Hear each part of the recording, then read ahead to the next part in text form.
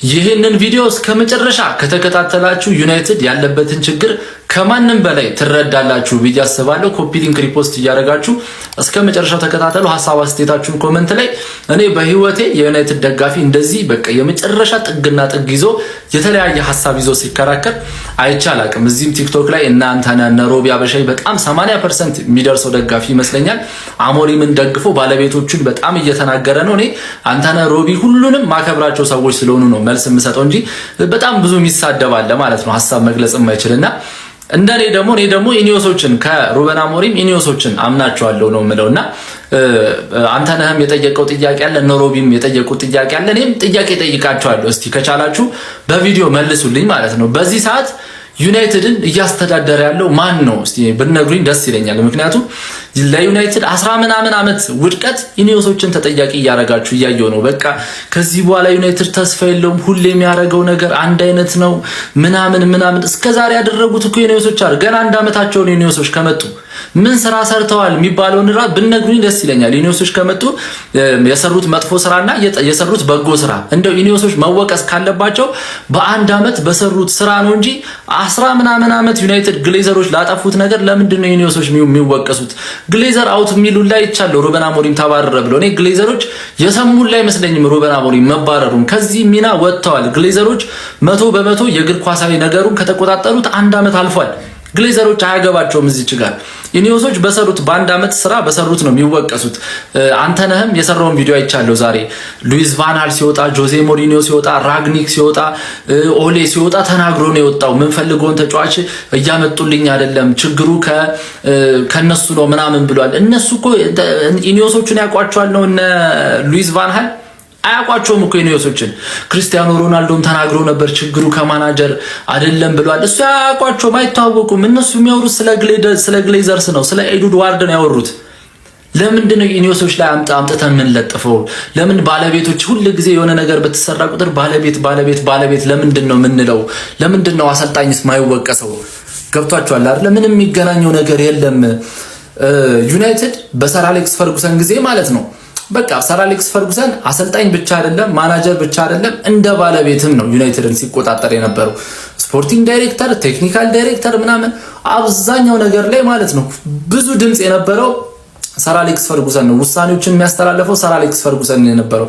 ከአሰልጣኝነት ራሱን አግልሎ ራሱ ብዙ ውሳኔዎች ላይ ይሳተፋልና ሰክሰስፉል እስከሆነ ድረስ በቃ ምንም የሚያገባህ ነገር የለም። ምንም ተጫዋች ፊርማ ላይ ሐሳብ ይሰጣል፣ እንትና መምጣት አለበት፣ ከአካዳሚ እንትና መምጣት አለበት። እያንዳንዱ ውሳኔዎች ሰር አሌክስ ፈርጉሰን ነበር። ከዛ ሰር አሌክስ ፈርጉሰን ከወጣ በኋላ ዩናይትድ ማለት ነው እናትና አባቱ የሞቱበት በመጥፎ አጎቶች የሚያድግ ልጅ ነው የሆነው። በቃ ገብቷቸዋል። ምንም ተቆጣጣሪ የሌለው በቃ የተበላሸ ልጅ ነው። ጎዳና የወጣ ልጅ በለው በቃ አግማሙት። ከዛ ኤዱድ ዋርድ የተባለ ማለት ነው እንደ ስፖርቲንግ ዳይሬክተርም እንደ ሲኢኦ አክት ሲያደርግ የነበረው ኤዱድ ዋርድ እንደምታውቁት በጣም በቃ የለየለት ቢዝነስማን ህፃን ልጅን ጉልበት ስራ እያሰራ በሱ ገንዘብ የሚያገኝ አይነት አሳዳጊ በሉት በቃ ኤዱድ ዋርድን ማለት ነውና ለ9 ምናምን ዓመት ዩናይትድ ቂጥ ነው ያስገባው። ቂጥ ኮሜርሻል ክለብ አድርጎት ቆየ ማለት ነው። ምንም አሰልጣኝ ሲመጣ ቡድኑ አይደንቲቲ የለውም። አሰልጣኝ ሲመጣ ዝም ብሎ ነው የሚመጣው። ተጫዋች ሲፈርም ምን ያክል ሚዲያ ላይ ይታወቃል፣ ጸጉር ቁርጡ እንዴት ነው ቆንጆ ነው ወይ ምናምን እንጂ ምንም እግር ኳሳዊ ዕውቀት የሌለው ምንም ስለ እግር ኳስ የማያገባው ሰው ነበርና በርካቶች እነ ጆዜ በለው እነ ሉዊስ ቫን ሃል በለው ኤሪክ ቴን ሃግ ሲመጣ እኮ ታው ይቅርብ በዛ ክለብ እያለው ነበረ። ሉዊስ ቫን ሃል ሄደው ሁሉም ጣታቸውን ሲጠቁም የነበረው ኤዱድ ዋርድ ላይ ነው። ኤዱድ ዋርድ 2021 ላይ ተሰናበተ ሳይሆን ራሱን አገለለ። በጣም ከደጋፊዎች ከፍተኛ ተቃውሞ ሲመጣ ከዛ ግሌዘሮች ምን አደረጉ? ሰው ደስ እንዲለው የሆነ ጆን ምናምን የሚባል አዳም ምናምን የሚባል ስፖርቲንግ ዳይሬክተር ሲኢኦ፣ ከዛ በኋላ ደግሞ ዳረን ፍሌቸርን ሰው ስለሚወደው ቴክኒካል ዳይሬክተር አድርገው ሾሙት ማለት ነው። ሰውየው ምንም እነዚህ በቃ ፑፔት ነው የነበሩት። ይሄ አሻንጉሊት ነው እንጂ ምንም ስልጣን አልነበራቸውም። ስቲል ውሳኔዎችን የሚወስኑት ግሌዘሮች ነበሩና ግሌዘሮች ግምት ነበር ያረጉት ክለቡን ማለት ነውና 2024 ላይ ካልተሳሳት ኢኒዮሶች መጡ ማለት ነው። ከዛ እስከዚህ የነበረው 8 አሰልጣኝ ያባረሩት 9 አሰልጣኝ የቀጠሉት ግሌዘሮች ናቸው። 8ቱን ያባረሩት ግሌዘሮች ናቸው። እስከዛሬ ለተበለሻሹት ነገሮች ጠቅላላ ተጠያቂ ኤዱድ ዋርድና ግሌዘሮች ነበሩ። ከዛ 2024 ላይ ሰር ጂም ራትክሊፍ አነስ ያለ ሼር ገዛ። አሁንም ቢሆን ትልቁ ሼር ያላቸው ግሌዘሮች ናቸው። ነገር ግን ሙሉ የእግር ኳሱን ነገር እኔ መቆጣጠር ከሆነ ብሎ ነው የገዛውና ሙሉ የእግር ኳሱን ሂደት መቆጣጠር ከጀመረ በኋላ ሲያየው ቡድኑ ይሄ ኦልትራፎርድ ያፈሳል አይጥ ነው። ካሪንግተን አልታደሰም። ቡድኑ ቴክኒካል ዳይሬክተር የለውም፣ ስፖርቲንግ ዳይሬክተር የለውም። ተጫዋቾች ግዢ ላይ ምንም በቃ ምንም ሙትት ያለ ክለብ ነው። ስለዚህ ምን አደረገ? ኦማር ቤራዳን ሲቲን እጅ ጠምዝዘን ያመጣ ነው። ዳና ሾርዝን ከኒካስል፣ ጄሰን ዊሎክስን ካልተሳሳት ከሳውዛምተን እና ቪቬልን አመጣን። ከዛ በቃ አቬንጀርስ ነው የተባለው ዩናይትድ። እንደውም እነዚህ ሰዎች ሲሰባሰቡ በቃ ዩናይትድን ወደ ታላቅነት ጉዞ እንመልሰዋለን 2028 ላይ ዋንጫ እንበላለን ብለው ቡድኑን ቅርጽ ያስያዙት እነሱ ናቸው። ቴክኒካል ዳይሬክተር ዩናይትድ የሚያስፈልገው ማለት ነው የዛኔ ነበረ። በቃ አሳዳጊ በሉት ቴክኒካል ዳይሬክተር ማለት ነው። ዩናይትድ አንደኛ የቴክኒካል ዳይሬክተር ስራ ምንድነው? ለአንድ ቡድን አይደንቲቲ መስጠት ነው አይደል? አይደንቲቲ መስጠት ምንድነው? አይዲዮሎጂ እንዲኖረው ማድረግ ገብቷል። የዩናይትድ አንዱ ትልቁ ችግር ምን ነበረ? በየ3 ዓመቱ የሚፈርስ ክለብ ነበር። ምክንያቱም ቴክኒካል ዳይሬክተር የለውም፣ ቡድኑ አይደንቲቲ የለውም። አሰልጣኝ ለአንድ ቡድን አይደንቲቲ ሞስት ኦፍ ዘ ታይም አይሰጥም። ቡድኑ የራሱ አይደንቲቲ ያለው ከዛ በኋላ ከዛ አይደንቲቲ ጋር አጨዋወት ዘዬ ጋር የሚመሳሰል ወይም የሚቀራረብ አሰልጣኝ ያለውን ምንድነው አጨዋወት የሚጫወትን አሰልጣኝ አንድ ቡድን ይቀጥራል።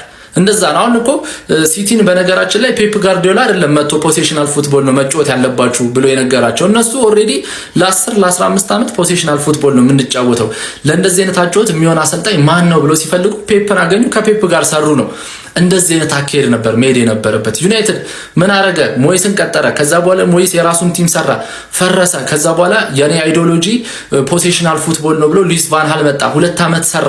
ከዛ በኋላ እሱን ሲያባሩት አሁንም ቡድኑ አይዲዮሎጂ የለውም መጣ ጆዜ ሞሪኖ ሲያይ የሱ ቲም አይደለም፣ እሱን አፈረሰ። ቀጣይ ኦሌ መጣ። በየ2 ዓመትና በየ3 ዓመት የሚፈርሰው ቡድኑ እግር ኳስ የሚያውቅ ቴክኒካል ዳይሬክተር ስላልነበረው ነው።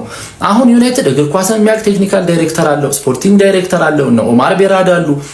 ቡድኑ ለ10 እና ለ15 ዓመት እቅድ አለው። 2028 ላይ ዋንጫ በላለው ብሎ እቅድ የያዘ ቡድን ነው። ስለዚህ አሁን በእቅዶቹ እየተጓዘ ነው። አሁን እኮ ብዙ ነገር እኛ የምናየው የተነገረን ነገር ነው እየሄደ ያለው። አሁን ለምሳሌ 2028 ላይ ዋንጫ እንበላለን ብሎ ሲያቅዱ የሚያመጡት ተጫዋች ከ25 ዓመት በታች ነው። ምክንያቱም ፕራይሙ ላይ እንዲሆን ይፈልጋል። 2028 ላይ ከ30 በላይ እንዲሆን አይፈለግም። አሁን ብሩኖ ፈርናንዴዝንም ብዙ ጊዜ ይሸጥ የሚሉትም አይደርስም ብለው ስለሚያስቡ ነው። 2028 ላይ ፕራይሙ ላይ አይሆንም ብለው ስለሚያስቡ ነውና ሁለተኛ ደግሞ ምንድነው ከዛ ወጣት ተጫዋቾችን ያመጣሉ። ሁለተኛ ደግሞ ምንድነው ከፕሪሚየር ሊግ ከፕሪሚየር ሊግ ከነ ኢኒዮስ በፊት ከፕሪሚየር ሊግ ያመጣናቸው ተጫዋቾች እነማን የሉም እኮ አብዛኞቹ። ይሄ ሀገሩን አዳፕት እስኪያደርግ ምናምን ተብሎ ጊዜ እንዳይፈጅበት ከፕሪሚየር ሊግ ተጫዋች ይመጣል። እነ ብሪያን ምቤሞን ተመልከቷቸው፣ እነ ማቲያስ ኩኛን። ከዛስ ከቡድኑ አይዲዮሎጂ ጋር ከቡድኑ ፕላን ጋር የሚሄዱ ተጫዋቾችን ማምጣት አለበት።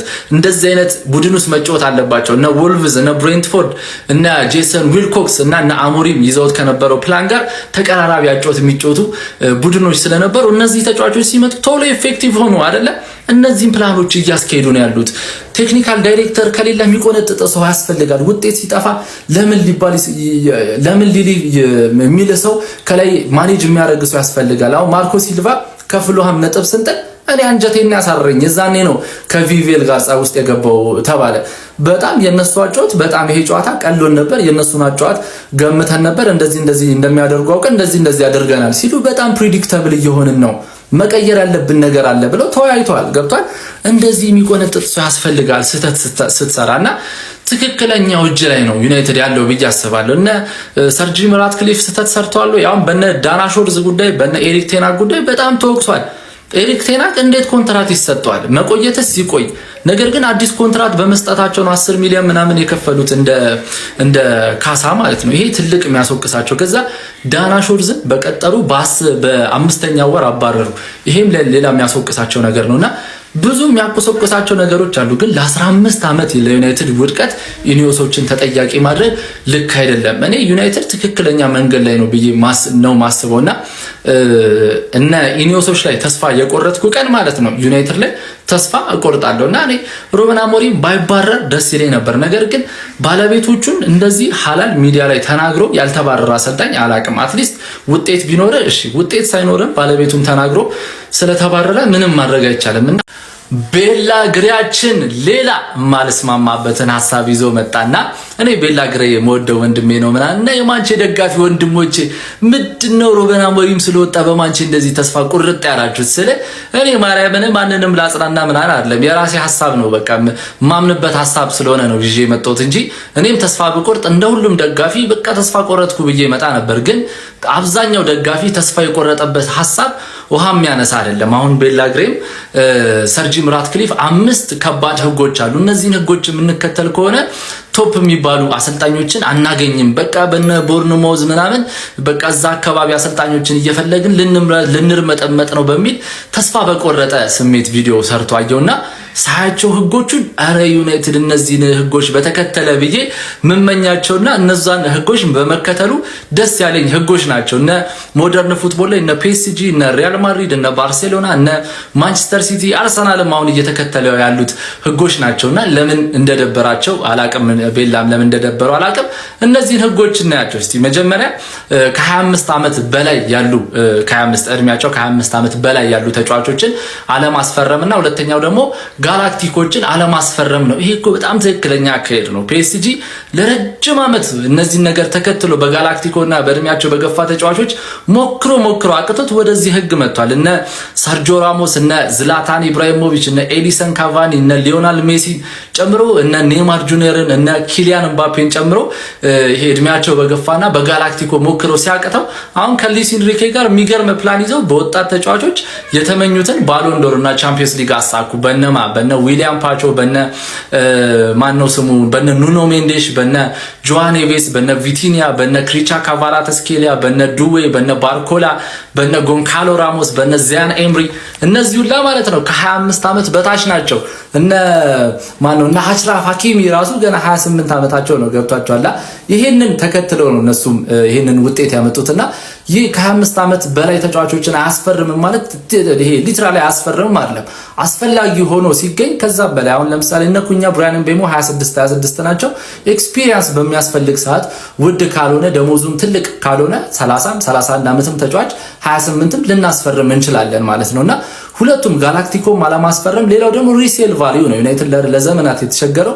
ተጫዋቾችን ገዝቶ መልሶ ሲሸጥ አያተርፍባቸውም አንደኛ ትርፋማ አይሆንም ክለቡም ሁለተኛ ደግሞ በፋይናንሻል ፌር ፕሌይ ይታነቃልና ሪሴል ቫልዩም እንዲኖራቸው ወጣት ተጫዋቾችን ማምጣት አሪፍ ነው ገብቷል እነ ሳኩ ኮኔን እነ አይደን ሄቨንን እነ ቺዶ ኦቢ ማርቲንን በርካታ ወጣት ተጫዋቾችን እያመጡ ነውና ይሄ ሊደገፍ የሚገባ ሐሳብ ነው ሌላው ደግሞ የስታይል ኦፍ ፕሌይ ነው ወይም ደግሞ አጫዋወትን የሚወስነው ቴክኒካል ዳይሬክተር ነው ማለት ይሄም ማለት ጄሰን ዊሎክስ ነው የሚለውን ሐሳብ ለምን እንደምንቃወም አላቅም ስለ ቴክኒካል ዳይሬክተር ያለው ሙሉ ሁሉም ቲም አጫወቱን የሚወስነው ቴክኒካል ዳይሬክተር ነው ባርሴሎናው ለምሳሌ ጆዜ ሞሪኖን አያመጣም ገብቷል ቴክኒካል ዳይሬክተር አለው ይሄም አጫወቱም መሆን ያለበት ባርሴሎና አይዲዮሎጂ ያለው ፖሴሽናል ፉትቦል ነው ሶ ከዛ ጋር ፊት የሚያደርግ ተጫዋች ነው የሚያመጣውና ዩናይትድ ሜቢ አዲስ ስለሆነብን ይሆናል ዩናይትድ ለረጅም ዓመት ቴክኒካል ዳይሬክተር ኖሮት አያውቅም ዳረን ፍሌቸር ነበር የነበረው እሱም እና ሻንጉሊስ ነው ከዛ ፊት ኖሮት አያውቅምና ቴክኒካል ዳይሬክተር ሲመጣ ስታይል ኦፍ ፕሌይህን የሚወስነው እሱ ነው ይሄን አይነት አጫወት እጫወታለሁ